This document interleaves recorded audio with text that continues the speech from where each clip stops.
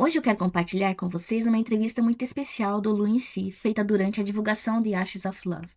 Eu dividi a entrevista em algumas partes, não exatamente iguais, porque preferi respeitar o conteúdo e deixar cada trecho com um sentido próprio. Eu espero muito que vocês gostem, porque aqui não vamos falar apenas sobre o drama e sobre o Run-Yu. Yoshi também fala sobre ele mesmo. É uma entrevista antiga, mas muito interessante para conhecer melhor o ator por trás do personagem que conquistou tantos fãs. Então assistam a entrevista inteira, porque cada parte traz algo diferente. E já deixem um like, porque isso ajuda muito o canal e incentiva a trazer mais conteúdos como este. Vamos começar?在观看我们剧情腰带直播的朋友们，大家好！今天我们给大家请到的是在《香蜜沉沉烬如霜》里面扮演小鱼仙官润玉的罗云熙小哥哥，然后请云熙小哥哥给大家打个招呼吧。Hello， 大家好，我是罗云熙。那在《香蜜沉沉烬如霜》当中呢，饰演的是小鱼仙官润玉啊。对，然后润玉这个角色嘛，其实是一个比较沉默、安静的角色。那你觉得和你自己本人的话比，有什么相像的地方吗？我自己其实前段时间也是属于比较安静的，然后喜欢自己一个人宅在家里，可能会玩玩游戏啊，听听音乐之类的。然后这一点可能和小鱼仙官还比较像了。对啊，那最大的不同在哪里？不同的话，就是我自己会和比较熟悉的朋友，然后展示出自己，因为熟了嘛，我本身又是狮子座的，然后可能就玩开了，就会比较逗逼。对，但是呢，小鱼仙官是身上没有逗逼这项属性。对，我就在微博上面看到你的状态是特别放飞自我的，不叫放飞自我，就是比较本性就是这样，是吧？对对对，就比较逗而已。好，然后就润玉这个角色在剧中就是一个特别可怜的角色嘛，大家看的时候就弹幕里面都在发，就特别心疼润玉。那你演完润玉这个角色之后，你内心是什么感受？就会很难走出来吗？其实当初在整4个月的拍摄的时候，我是自己完全把自己融入到润玉这个角色当中的，所以说杀青之后呢，自己也是花了一定时间，然后才从润玉这个角色当中走出来。对，但是自己在这4个月当中是非常深爱着润玉这个角色的，因为我觉得作为演员嘛，你就必须得把自己全身心的投入到这个角色当中，入戏啊，对，才能把它给饰演到位，饰演好。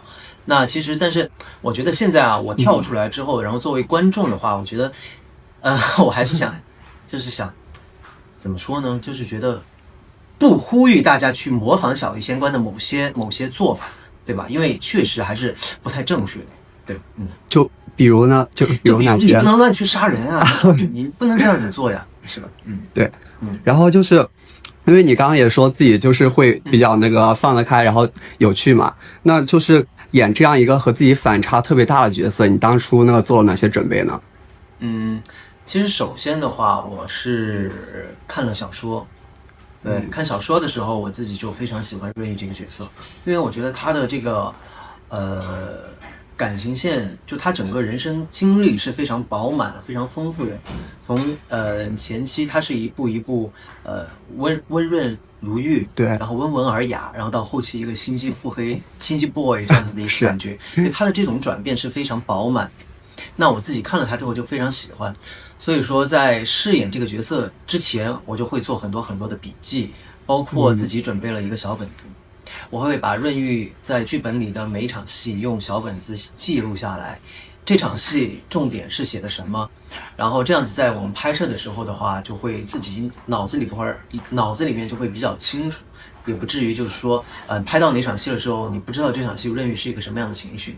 对，然后就是我前几天看你的一个直播，你在直播里面说，就是你看的时候都哭了，哭到不行是吗？特别能哭，是吧？现在也可以哭，现在可以当场可以哭，可以当场落泪是吧？不，我直播的时候因为没有泪，所以说只是用纸擦了一下。哦，我看到了，就这种哭，现在戏超好的。对，然后那像你演这样一个特别隐忍的角色嘛，就现场有没有憋坏自己？啊，不会，就是我觉得，因为当你自己进入到润玉这个角色的时候，润玉这场戏，比如说它就是一种隐忍的状态，那么那个时候你就你自然而然就成为了润玉，你自然而然就拿出了这种隐忍的状态。对，所以说不会觉得很憋屈，而是会觉得很过瘾。因为有时候其实真的，当你入戏了之后，当你真正成为这个角色的时候，你就会发现整个的表演过程对于演员来说是非常过瘾的。优秀演员必备的素质，对不对？对，那你就是在那个拍摄中哪一场戏 NG 最多呢？还记得吗？NG 啊，对，其实 NG 的话还好，但是我们的《香蜜沉沉烬如霜》当中所有的武戏哈，就是武打戏都是精益求精的，可能会1遍、2遍、3遍、4遍各种的拍。因为我们的吴植老师要求非常严格，希望就是每个演员的每一个动作都一定要非常到位。就是像我们之前有一些的这个打戏，比如说像那个打穷奇那一场，在山洞里边，我不知道大家有没有印象，打穷奇那一场，就是我刘英旭凤，我们3个人对付穷奇，就那一场戏，我们就拍了15天。哇，就单独拍那一场戏，单独拍那一场戏拍了15天，所以说就是打戏的部分其实还是蛮辛苦的，但是我觉得对于我来说也是很过瘾、很刺激的，因为我从小就有一个武侠梦，就喜欢看什么以前的各种武侠剧，然后什么天上飞来飞去的，然后各种发波啊，我就觉得很过瘾。对，所以说拍武戏对于我来说还是蛮好玩的。那就是演这个角色，那个算不算也实现了自己的梦想？当然了，就是各种实现自己的武侠梦，还有这种腹黑梦。就我们那个在微博上征集问题的时候，有粉丝也夸你说，就是你的打戏那个拍的特别帅，就行云流水，然后带着仙气。谢谢，这个可能和之前学习过舞蹈没有关系吧。哦，原来这样。然后就润玉这个角色，因为在前后他的那个黑化前和黑化后，他反差特别大嘛。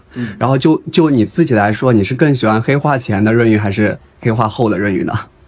我如果作为这个演员来说的话，就不能说我更喜欢，就是我不能说更喜欢前期还是喜欢后期，因为前期的润玉是我，后期的润玉同样是我，我都会全身心的投入。